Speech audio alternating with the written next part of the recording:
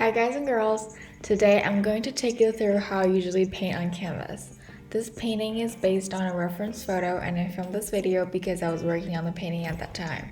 You can go and check out the post on my Instagram in the description. First, we'll start with my art room. These are the paintings that I have done. Then let's take a look at my art supplies. I bought all of these acrylic paints plus the watercolors from 𝙏𝙗𝙚, which is an art supplies shop in Germany. I will link their website in the description.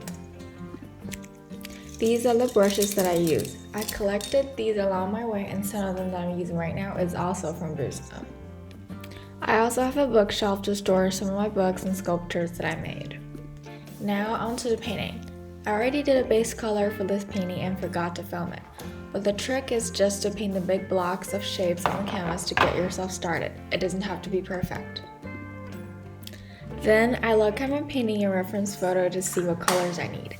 I only have the primary colors in black and white and some of the colors that I can mix from the primary colors. Other than that, I mix all the colors on my own.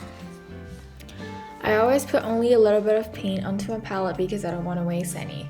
If I have leftover paints after painting, then I will put them back into the tube. And this is why I try to keep all my paints clean on the palette. These are the brushes that I'm using today because I'm going to work on some details on the roof. I always wet the brush before using it, but don't forget to dab the excess water out. Any type of towel or tissue will do. I don't have a printer, so I just have my reference photo on my laptop. I think it would be a better idea to print the photo out because then you could stick it somewhere near the canvas, so it will be easier to access. Here is a time lapse of me working on the details of the roof. I'm adding the dark blocks of colors and some outlines to show where everything is, so it will be easier for me to carry out more details. Then I mix some neutral and highlight colors to the details to give the roof more dimensions. I would suggest to step away from the painting and stand from far to check on the painting. Or you could even take a photo of it on your phone and check if the composition or colors are appealing. I find looking at the photo very useful because it gives you a different view of the painting. Here is more of me adding the details to the roof because it really is the focus of the painting. I also added the flowers above the roof, but I didn't film myself doing that. I just drew some lines of the branches and white dots for the flowers. After the layering, you could see the difference of the roof comparing to the beginning. I suggest to work for 1 or 2 hours, 3 if you're feeling good, but no more than that because you would just get frustrated and ruin the painting.